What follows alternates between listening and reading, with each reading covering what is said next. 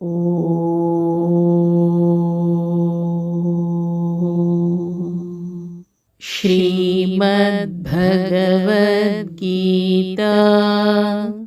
ದ್ವಿತೀಯೋಧ್ಯಾಯಃ ಎರಡನೆಯ ಅಧ್ಯಾಯ ಸಾಂಖ್ಯಯೋಗಃ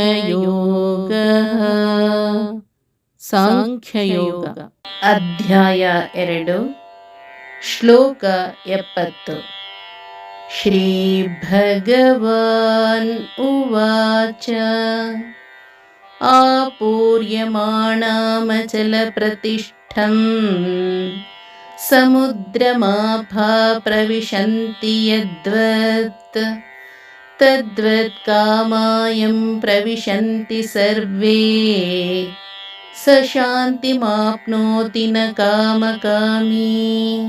ಶ್ರೀಕೃಷ್ಣ ಹೇಳಿದರು, ಪೂರ್ಣವಾಗಿಯೂ ಅಚಲವಾಗಿಯೂ ಇರುವ ಸಮುದ್ರವನ್ನು ನದಿಗಳ ನೀರುಗಳು ಹೇಗೆ ಪ್ರವೇಶಿಸುವವೋ ಹಾಗೆಯೇ ಎಲ್ಲ ಕಾಮಗಳು ಯಾವನನ್ನು ಪ್ರವೇಶಿಸುವವೋ ಅವನು ಶಾಂತಿಯನ್ನು ಹೊಂದುತ್ತಾನೆ.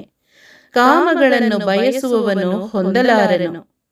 ತುಂಬಿ ಶಾಂತವಾಗಿರುವ ಸಮುದ್ರದೊಳಗೆ ಹೇಗೆ ಎಲ್ಲಾ ಕಡೆಗಳಿಂದ ನೀರು ಬಂದು ಸೇರುವುದೋ ಅದೇ ರೀತಿ ಎಲ್ಲ ವಿಷಯಗಳು ತನ್ನೊಳಗೆ ಲಯವಾಗಿರುವವನು ಶಾಂತಿಯನ್ನು ಪಡೆಯುತ್ತಾನೆ. ಆದರೆ ವಿಷಯಗಳನ್ನು ಬಯಸುವವನಿಗೆ ಶಾಂತಿ ಸಿಗುವುದಿಲ್ಲ.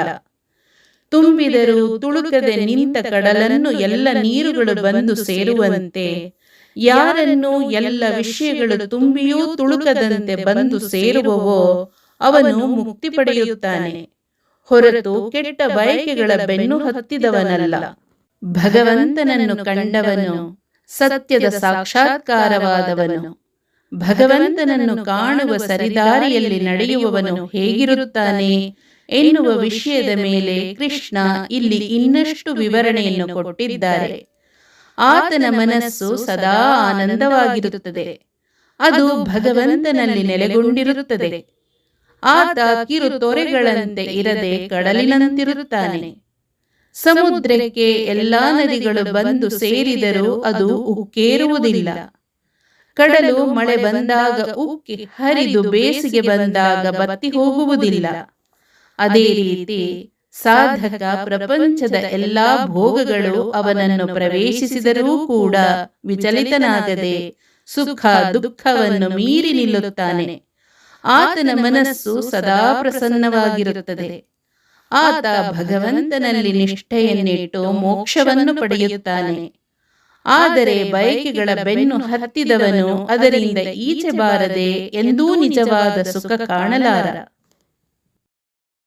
ಹರೇ ಓಂ. ಶ್ರೀಕೃಷ್ಣಾರ್ಪಣಮಸ್ತು.